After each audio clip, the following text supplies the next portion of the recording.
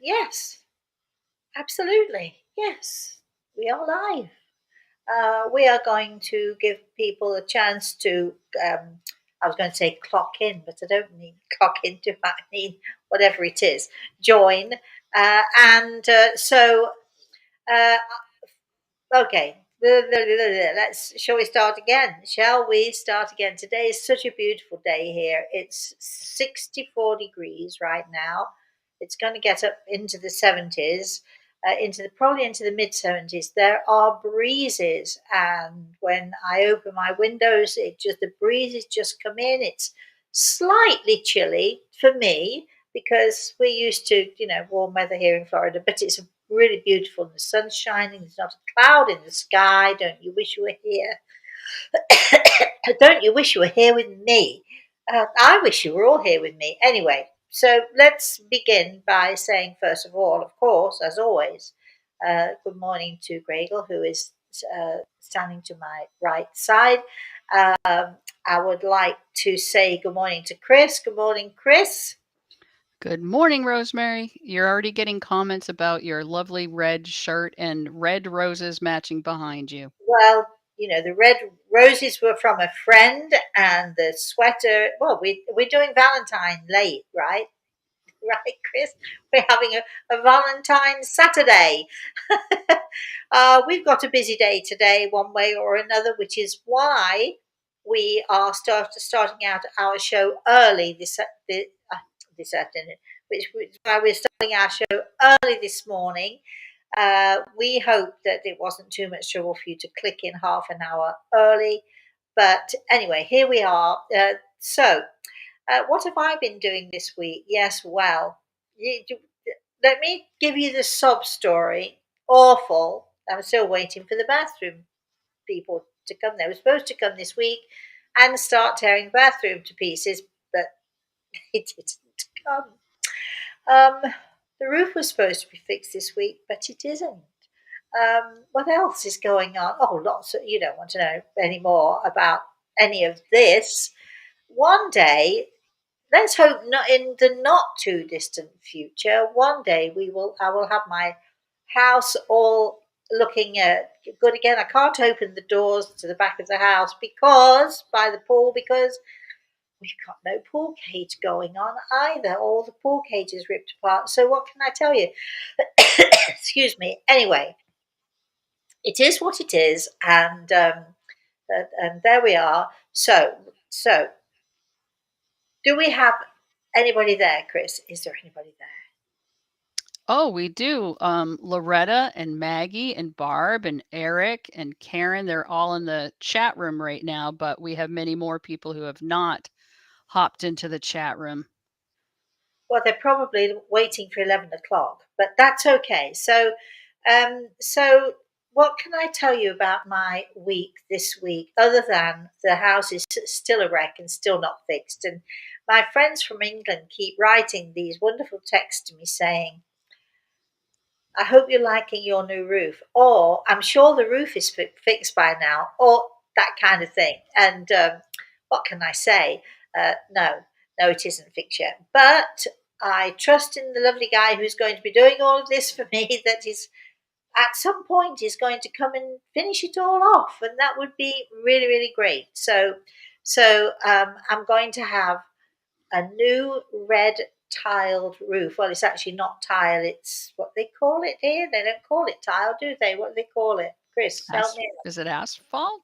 No, no, it's not asphalt. It's asphalt is not asphalt. It's oh, anyway, it's like tile, but it isn't. It's not. When you think of tile, of course, being British, I always think of that hard, rock hard slate tile that we have on our houses in England. Probably they probably don't use that anymore now either because it's expensive.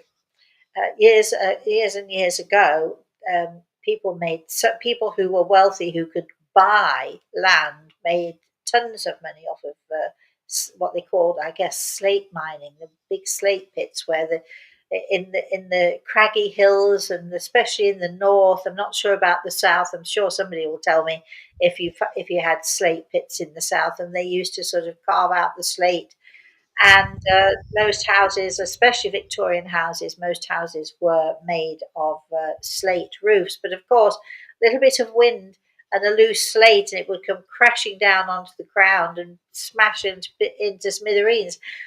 We don't do that so much anymore. Certainly not in Florida. Now, what is on my agenda this weekend? Well, laundry and cleaning. See, you think that I have this glamorous life, don't you? I'm sure some of you think I have this really, really glamorous life whereby I have housekeepers and do you think I have my own personal chef? Well, I don't, because I like to cook.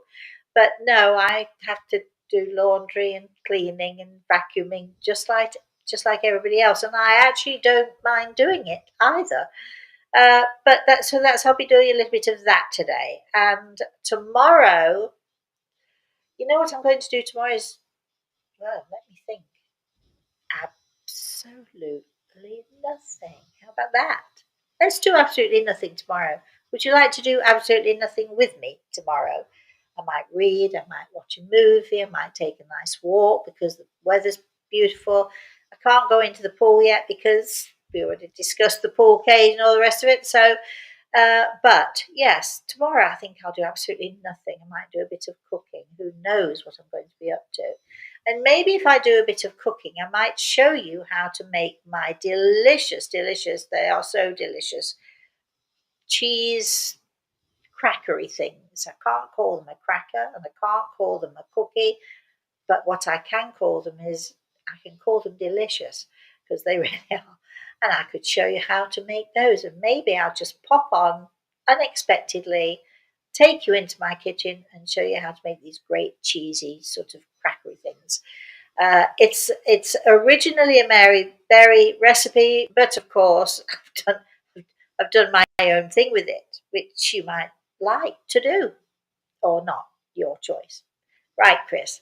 Do we have any questions? Anybody going on? Any comments that we have at the moment going on? Because in a minute I'm going to tell my story, which I promised, something that happened to me just last week, which is a little sort of spooky dooky dooky dooky. But before I do that, any comments, any questions, anything going on in the chat room? Maggie says 3/4 of your house looks wonderful from the bits I can see. Oh no, this is just a thing. Okay, well, thank you. Thank you for that. Yeah, this little area that I'm sitting in was not at all affected by the hurricane. I'm pleased to say. So yeah, not all of the house is affected, just bits of it. Chris, Eric's wondering if you were talking about terracotta. no, but Eric, thank you, thank you, thank you, my darling. I wish. Oh, I can't. Where did I put it? I put it somewhere. I thought I had it with me to show everybody. But Eric, thank you for my Valentine card. I really liked it. That was so nice of you, so sweet of you, my daffodil man. Um, so it made my day. It put a smile on my face. Okay, keep going, Chris. Um, Judith says, I love your red dress with the scallop neckline. Beautiful on you. And she also loves cooking with cheese on anything. Oh, good. Well, you'll like my whatever they're called then. Let's call them crackers. They're made with semolina. I don't know if anyone out there knows what semolina is. Of course, anyone who's watching from England will know what semolina is. I grew up on semolina. I grew up on semolina. Semolina. Now you can buy in the States. You can buy semolina flour, and I think it's used for a lot of Eastern and Middle Eastern recipes. Um, and the only way I could also get sort of the real semolina, which is sort of little tiny gritty pearl-like things. They're sort of like a grain. They're not ground into flour. You don't want to use semolina flour for this recipe because you get that nice crunch if you use semolina. I actually got mine on Amazon, but make sure you don't get semolina flour. Just letting you know. Get ready. Get ready for when I'm cooking. You think I want to make those? I can tell you right now, they are this cracker is so easy to make. I mean, my grandson makes them, so that's how easy it is to make. Um, Carry on, Chris. We'll do a couple more, and then I'm going to go into my story time because, after all, it is story time today. Lorraine is remarking about the videos of you and Reese, and she says they're so cute. Oh, thank you. Aren't they, though? They really are. Of course, next Saturday, just to give you all a heads up, I will not be doing my story time. We will not be doing any shows on Saturday next week because if most of you remember, and why would you? But my darling boy, my grandson Reese, and for those of you who don't know, plays the piano, and he has been invited to play at Carnegie Hall in New York. I can't believe that I'm saying that, and especially about my grandson, because it's a huge deal. He's going to be playing the piano. He's going to be playing a piece by, as we call it, he and I call it Beethoven.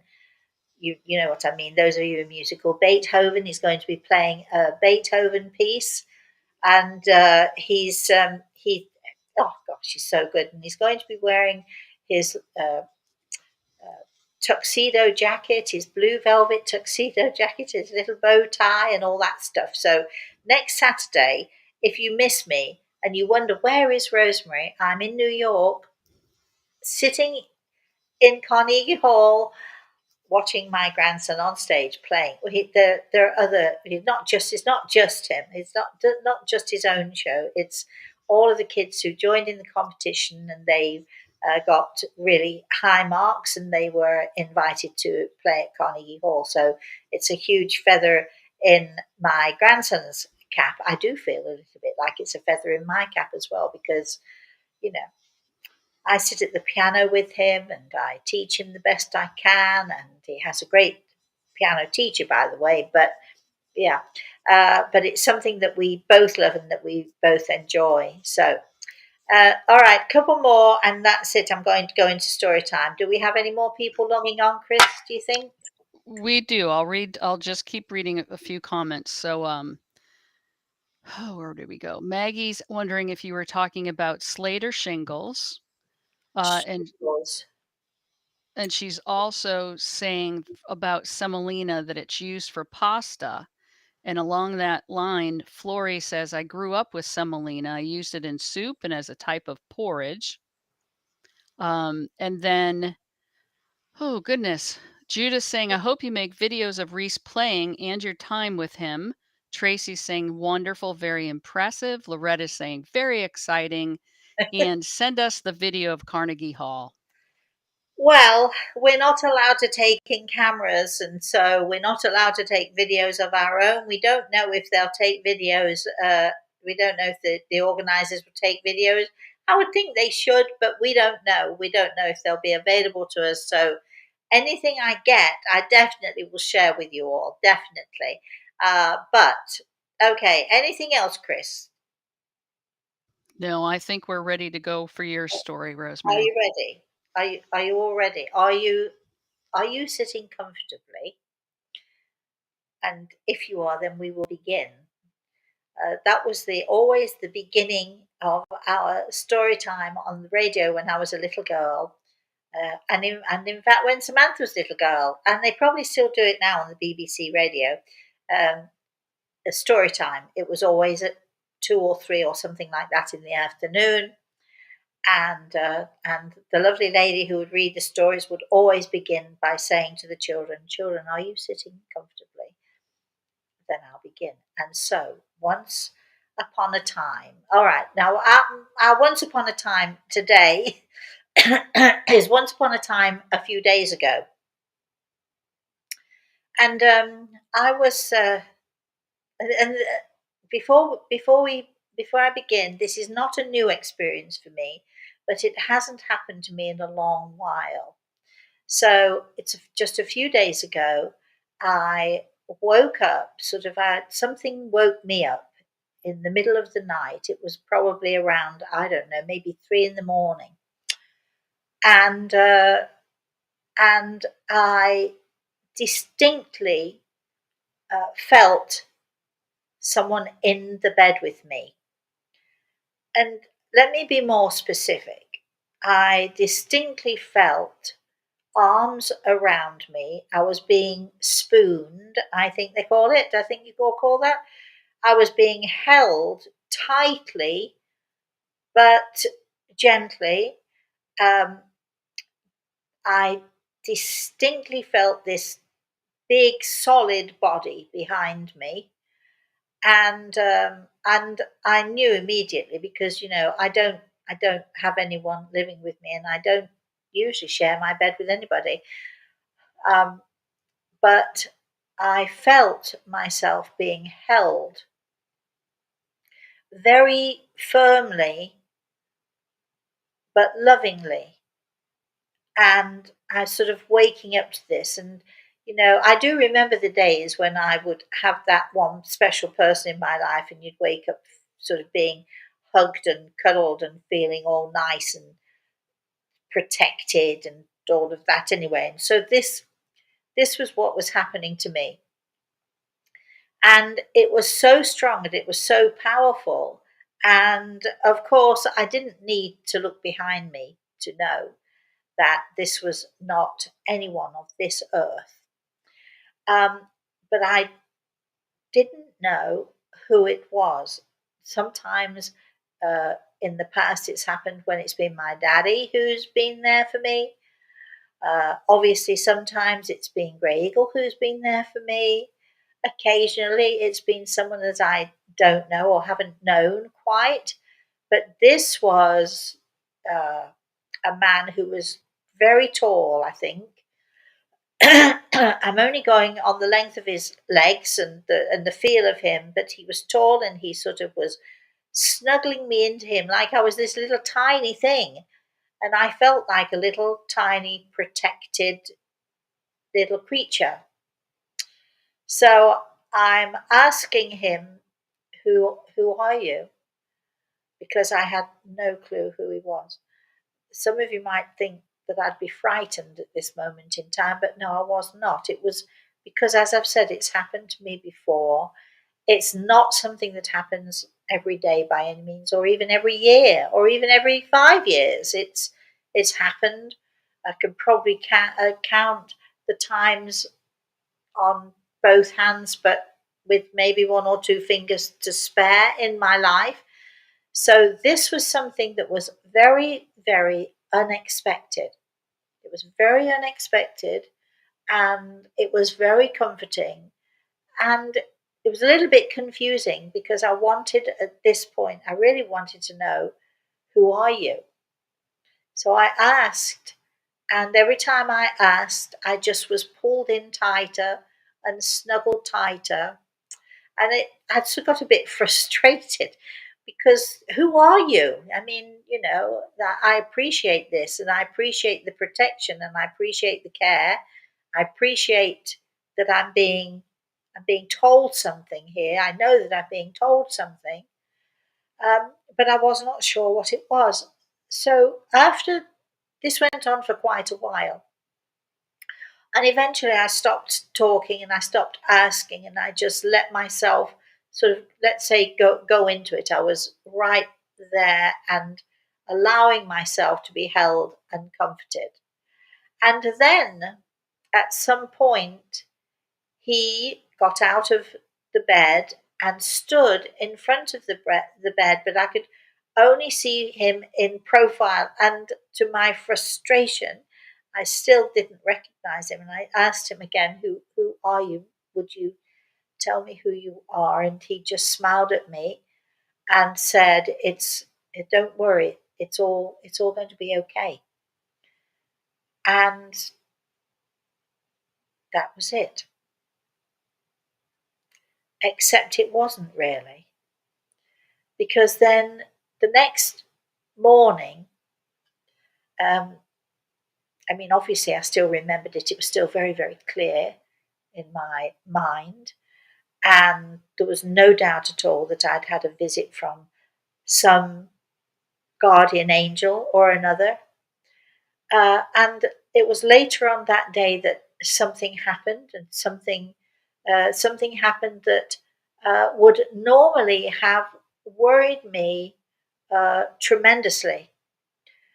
Um, Definitely upset me tremendously, but without the worry, without, and I just kept thinking, this, you know, this experience that I had is this person who came into my bed and snuggled me and protected me and told me it was going to be okay, of course, must have known that something in my life was going to happen, which was pretty devastating and upsetting to me, very, very upsetting to me.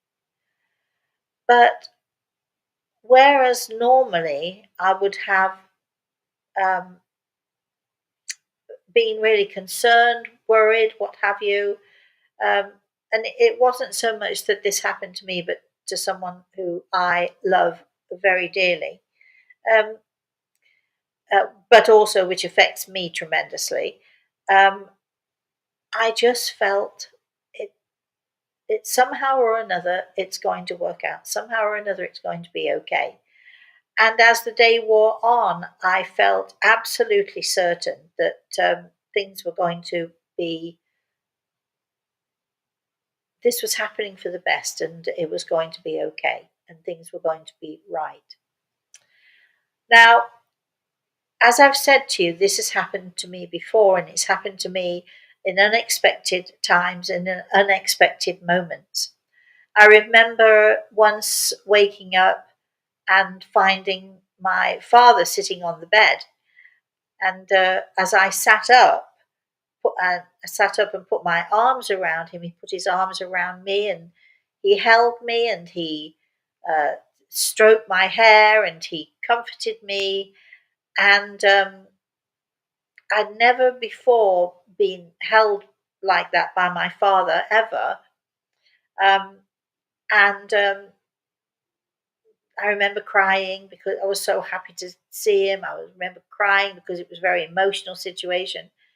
And but afterwards, I kept thinking, is it real? And then it occurred to me because sometimes you doubt the things that are happening to you, in the things that are happening to you in the way that we're talking about now. But I remember quite clearly thinking to myself, did I was that did I imagine that? But then every time I thought that I might have imagined it, I can remember my father was an army man all of his life, and whenever I think of him, I always think of him in his khaki uniform, his army uniform. Excuse me. But after I was married, my husband had a tweed jacket, a very rough tweed jacket, and he got a new one, and my father was coveting this his old one, and so my husband gave it to him, and he would wear that jacket on special occasions, and he would love to wear this tweed jacket. I don't quite know why, but he was very fond of it. But when I was with him sitting on the bed, and sort of I'd got my head on his shoulder, and he was holding me, and every time I doubted, every time I thought to myself, "Is it real?" I remember the feel of that tweed jacket. Now, how can that be? Because obviously he's not taking that tweed jacket with him, but you get the sensations, you get the feelings, you get the energy, and this feeling of this tweed jacket. And I remember looking at this and seeing him wearing this tweed jacket, weird as that might sound to you all. But that was that little piece of that experience that told me this is real. This is real. He really did come to me. He really did sit on the bed with me, and he really did hold me. And over, I can remember on that particular experience, over and over, he kept saying to me, "I'm really sorry. I'm really sorry. I didn't know. I didn't know." And I knew that he was referring to the things that he didn't know that happened to us growing up, that when he wasn't there, he couldn't have done anything to change anything anyway, and couldn't have, he wasn't there, so he wasn't responsible for some of the things that happened to us. But when he was so upset as I was, and saying to me over and over, "I'm really, really sorry. I didn't know. I just didn't know." And so this is not a new experience for me. And I could go on to tell you all of the other experiences that I've had with people visiting me in the middle of the night, or very often during the day. It doesn't have to be dark, it doesn't have to be nighttime. But I think that last week, things were going so awry, and that things were so confusing. And to have that experience, um, it's like the spirit world is saying, and whoever that guardian angel was, and no, I still don't know. I have my suspicions, but I still don't know fully. But it's as if they know, and they come to us and they comfort us, and they give to us what it is we need. It's not always what we want, because that experience did not stop the thing from happening. It just made it clear to me that if I'm being told it's going to be okay, then it's going to be okay. Um, when you come to see someone like me, I always say to people, you don't always get what you want, but you always get what you need. And sometimes we don't know what we need, do we? Sometimes it's we we get what we need, but and it's right under our noses, but we don't recognize it as something that we might need. But I always think, when you come to see someone like me, or you're talking to someone like me, you might come with an idea of what's going to happen. You might come with an idea of who's going to come through to talk to you, but it isn't always what you imagine it to be. It is not always what you want, but it's always what you need. And I feel very strongly that the experience that happened to me just a few days ago, I thought I'd share that with you. Um, if I'm sure some of you have had a feeling that you might your husband or wife or whoever might be in the bed with you. We're talking. We you do know we talk. It just occurred to me. I didn't say that it was. I didn't mention it. I'm talking about people who have passed into the spirit world. When they come to us and they visit with us, and they let us know one way or another that they're around. And my experience is, yeah, I'm not only going to let you know, here I am. So it's not just a question of letting me know, it's letting me feel, it's letting me have that experience, it's letting me feel everything uh, that is connected to energy, to love, to the spiritual awareness. It's all of those things, and you're experiencing it in a very intense way. And I know that some people might be frightened by that, but um, I'm not sure there's much that frightens me anymore. There are one or two little things, perhaps, but this experience that I had a few days ago is really great for me, because um, it put it helped me to put things into perspective, and it helped me to deal with the situation in a way that perhaps I might not have been able to deal with had I not had the experience. And this lovely man, my lovely guardian angel here, saying, Gregor's put his hand on my shoulder, just the spirit world finds ways to give us comfort. They find ways to give us signs. They find ways to connect with us. Of course, if we're not paying attention, if we're on our phone all the time, or if we've got earplugs in, don't you see people? You might be one of those people walking around with earplugs and listening to music and so on and so forth. But I like to be able to connect in a way that where there are no distractions. So I never put earphones in my ears. I'm rarely on my. I always try to be aware. And if you are aware, or if you try to be aware, or if you take an hour or two out of your day to try to be aware, spend time with those in the spirit world, it enhances your spiritual awareness. It lifts you, it lifts your level of consciousness to a point where things that you might find scary become ordinary. This experience that I had is an ordinary experience for me, but I know that it's not an ordinary experience for many of you out there. So I just thought I would share it with you. So um, it happened whenever it did, a few days ago. I was really hoping that when I went to bed that night, it would happen again, but it didn't.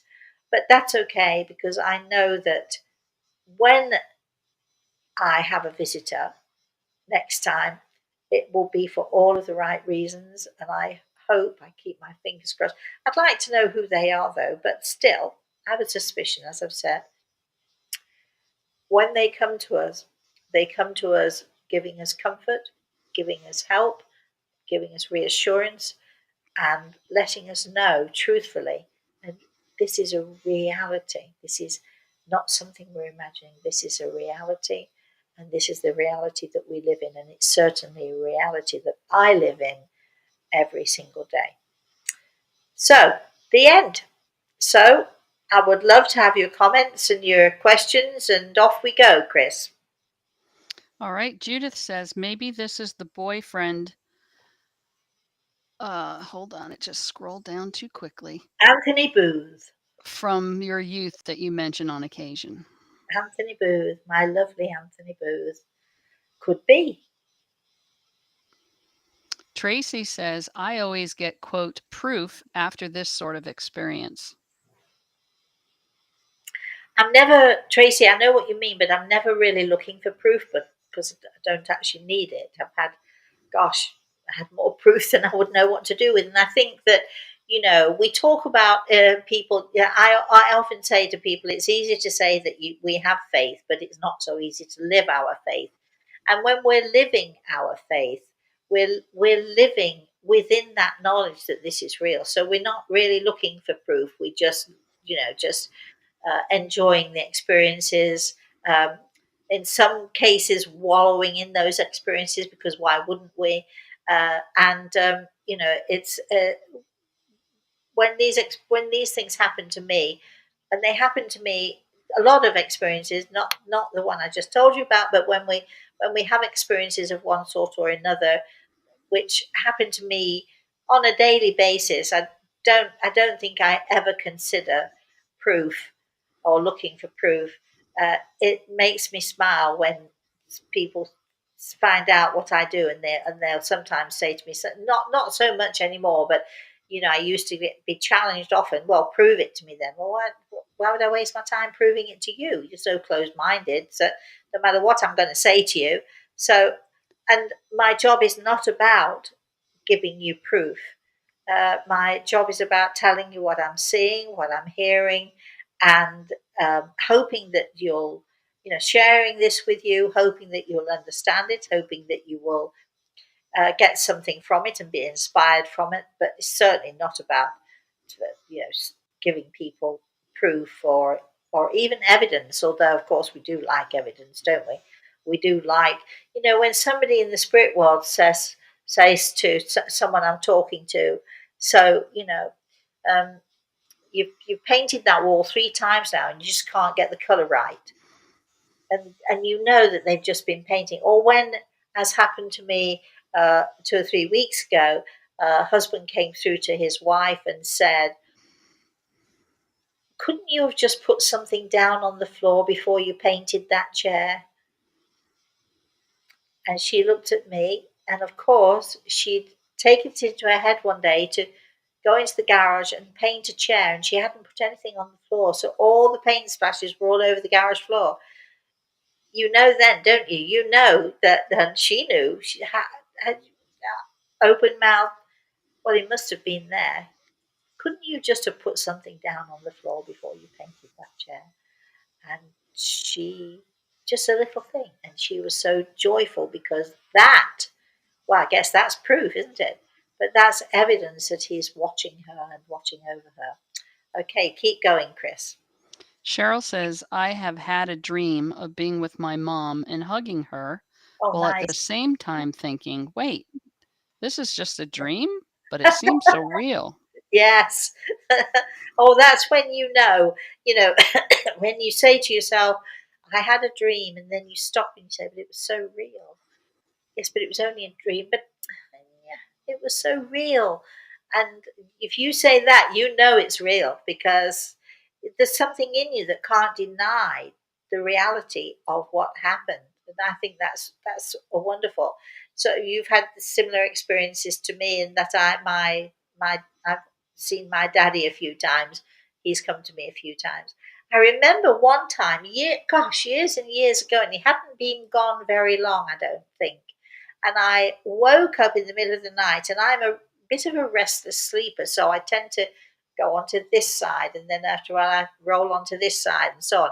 So, but I remember it was pitch black, and I remember turning over, and there was this distinct smell of brill cream, and many of you won't know what it is, and some of you will know. But brill cream is what it was like a not like a hair gel; it was like a grease, I guess. But it had a very distinct smell, and my father always wore brill cream. And if I ever I smell that smell, I always think of my dad. But I remember I was sort of half asleep, and I rolled over in this strong smell of really strong smell of brill cream came on, and I was sort of half asleep, and I said hi, Dad, and just rolled over and went back to sleep. And it was only the next morning that I thought, wait a minute, that was my dad. Uh, so yes, people in the spirit world, they find ways and means to let us know that they're around. Lorraine says something similar happened to me months ago. I dreamt of my mom. She was young and she put her hands on my shoulders and kissed me. Oh, And of nice. course, it felt so real, very comforting. Shortly after that, I experienced a bladder flare, which this one lasted a long time, months, and other issues as well. But now I believe it was a message to comfort me beforehand, her Yes, knowing what I would be experiencing soon. It gave me strength and inspiration to get the healing I needed. and Exactly. reassurance. Love, comfort, spiritual connection. Fabulous, and it's sort of very reassuring, isn't it, when you just know, as I knew the other day. And I thank you for sharing that, because that this is what we're talking about here, that those in the spirit world, they and it's so funny because we see them, we hear them, they give us signs all the time, and we just have to be open and aware uh, of that. And if we are open and aware, then the experiences we have, we know that they are real. We absolutely know that they are real. So thank you for sharing that one. I love it. Loretta says, I loved this story. Maggie says, very reassuring to know we are protected. Yes, isn't it nice? Yeah, yeah. Barb says, or Barb is asking, wouldn't Gray Eagle know? Can you share what happened to you that you were so concerned over? No, I will not share.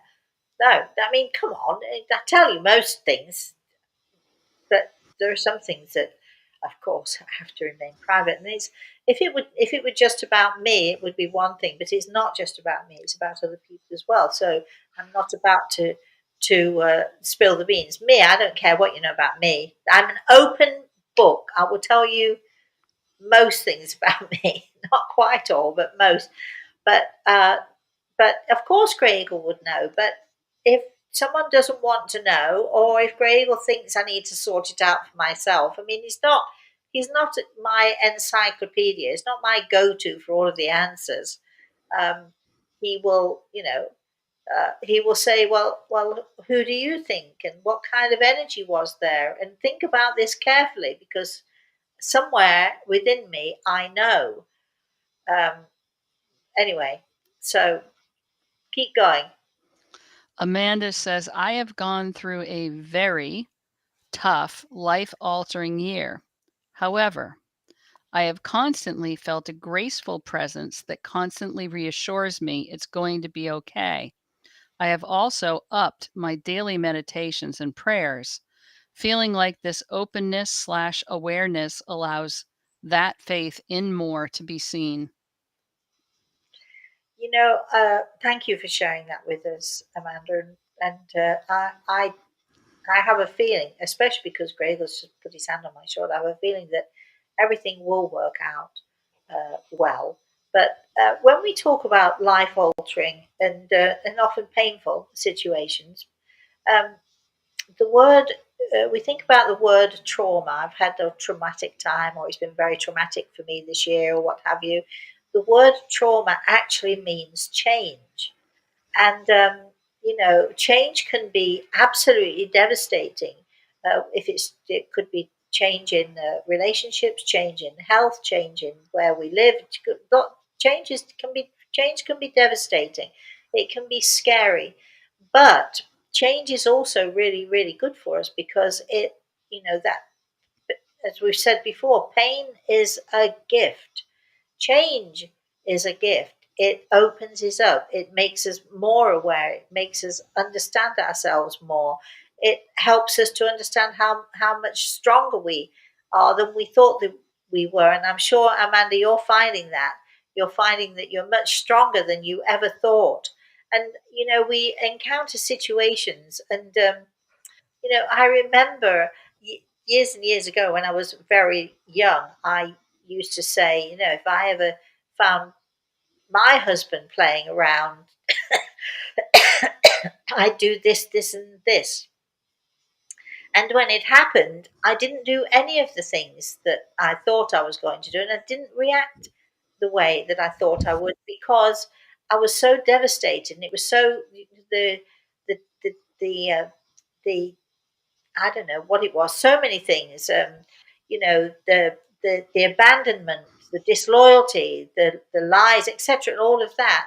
When when you encounter situations, you think that you're going to be okay, and you think I'll handle it this way. But when it actually happens to you, um, very often it's such a devastating experience that you handle things differently than you thought.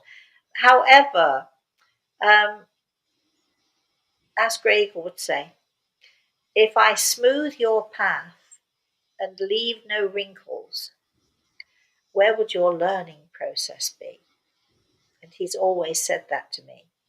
So, a rough road, a tough road, is a learning experience. It's an educating road, let's say. It's a road that we maybe don't want to be on, we don't like being on it, but it educates us. And mostly it educates us about ourselves, about our own strength, about what we can handle and what we can't handle. It's amazing what we can do, all of us, in times of, I'm going to use the word trauma, in times of change. It's amazing how we manage to survive and live to fight another day. Chris. Cheryl's asking, do angels come to us in plain, earthly, human forms? I've had several people I don't know help me out of the blue, then disappear, never seen again. I know, isn't that frustrating? But yes, you know, I can remember walking through the streets of New York, and it was pouring down, pouring with rain, and I had no umbrella, and I was trying to dodge, go under the awnings of stores and things, and I was getting absolutely soaked. And all of a sudden, this man appears from nowhere with this most enormous, big, fat umbrella and puts it over me. And I look up at him, and I think, and I smile at him. I say, "Thank you so much." And he said, "It's raining. We're sharing." That man actually turned out to be a real angel in more ways than you could possibly imagine. But that's a whole other story. See, I have so many stories, I don't know what to do with them all. What am I going to do with all of these stories? But yes, isn't it amazing that people come into your life? They, they, even if it just is a smile. Sometimes when you're feeling low, sometimes when you're feeling in need of something, a stranger smiles at you, but it's that special smile. It's almost as if they're saying, "We know you're having a tough time. We thought you could use this smile." And then they disappear, but you feel better for it. Those people who come into your lives, yes. And yes, to answer your question, uh, there are angels, I believe, around every corner. An angel could be that old smelly man sitting on the seat next to you on the bus.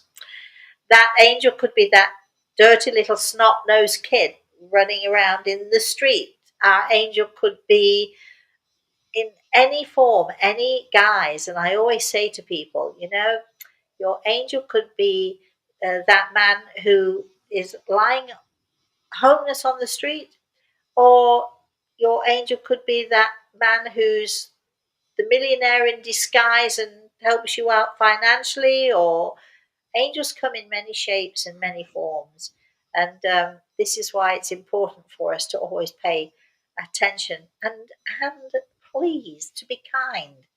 To be kind. Chris.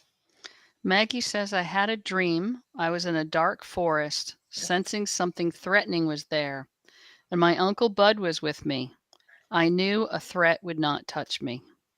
Yeah, that's nice. That's really nice.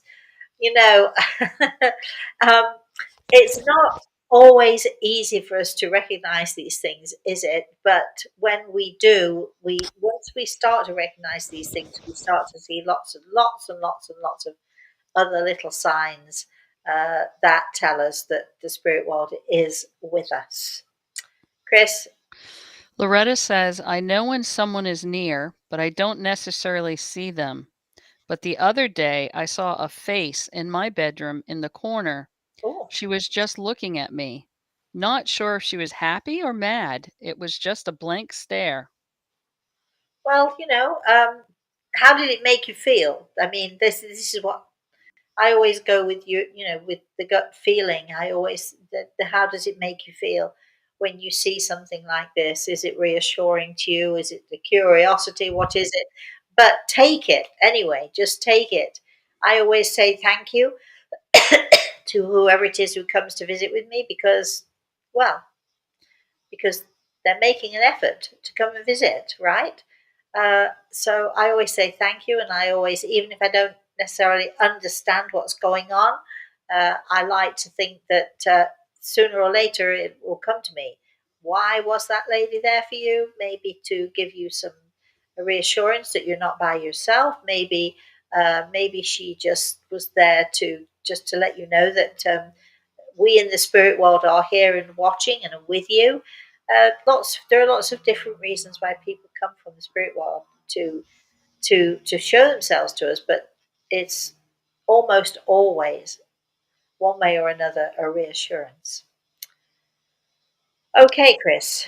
So Cheryl's saying, well, then, I have learned a lot in my lifetime. Ha ha. Yes, yes. A bumpy road, Cheryl, would you say? A bumpy road? And look, here you are, you're laughing, you see? So, however devastating life can be, and however many rocks life throws at us, and however many times we stumble and fall, if we can get up smiling, then we're doing good, because those lessons, they teach us. They teach us that we do have the strength and we do have the capability. They teach us that we have the strength to keep going through this life. I always feel, God. I always said, don't. He didn't sort of say chuck us on this earth and say, here you go, you know, get on with it. He gave us tools. He gave us things to use. He gave us awareness. He gave us, you know, hopefully common sense, or not if we choose not to use that common sense. But he gave us many, many tools to use on this journey, on this life's journey of ours. And if we become more aware, we become more sensible and more sensitive to it all, then we recognize those lessons for what they are. And I personally am so grateful. I can't believe I'm going to say this to you all, but I am truly so grateful for all the tears that I have cried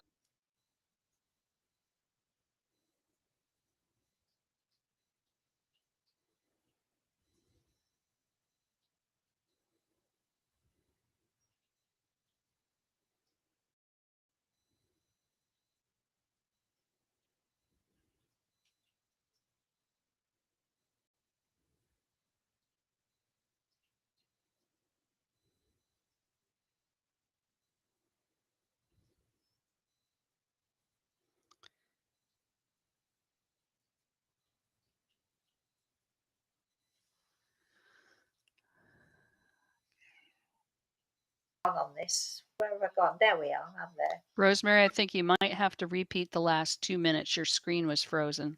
Okay, so what I'm saying is, going down this rocky road of mine, and I have been down a rocky road, health issues and the relationship issues and you name it. And when you just made that fabulous Christmas cake and then you burn it because you weren't watching it. I'm kidding, I'm teasing. That's a nothing, really, isn't it?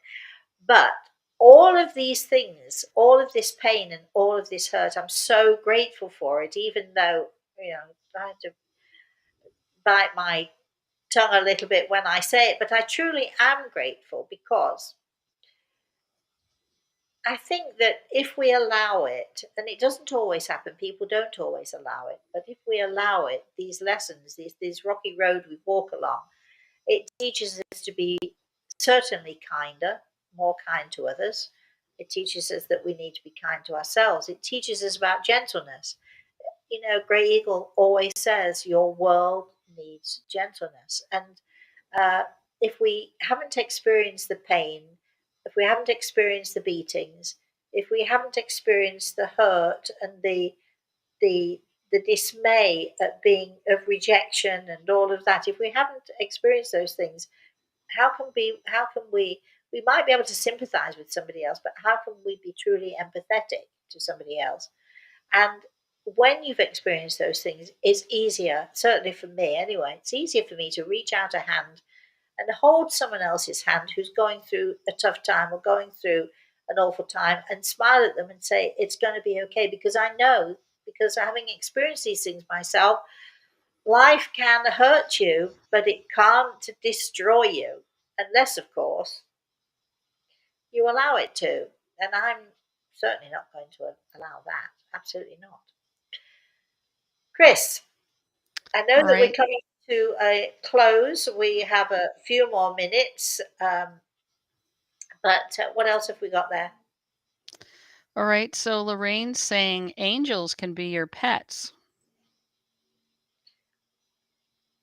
Uh, yes, but I think it needs to be said the other way around. Okay. Right. Um, your pets absolutely can be your angels. I think that's what you meant to say, but I love it the other way around. I'm thinking of all of those angels out there who are thinking to themselves, no,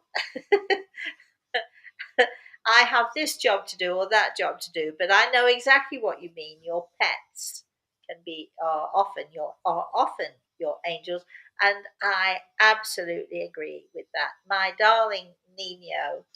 Oh, yes, and Cachorro, and I'm making it sound as if I've got favourites, but those two do sort of come to mind. My wonderful Atlas and Minter. Yes, and on it goes. You're absolutely right. Our pets are definitely, for one reason or another, definitely have play a role in our lives and are our angels. Yes, Chris. Amanda says, thank you so much. Glad this event popped up unexpectedly on my phone. Oh, well, you see, now we're at a different time. We usually do 11 a.m. Eastern Standard Time. We will not be doing that next week because, as I already said, we are we are definitely going to be at Carnegie Hall next week. Oh gosh, can't wait! I can't wait! I'm so excited. But we do have, for those of you who are new listening in, we do have our Thursday morning show, which is 11 a.m. Eastern Standard Time. And if you want to know more about what we do and what we're up to, please go to our website, rosemaryaltea.com, I think it is. Yes, I think that's right.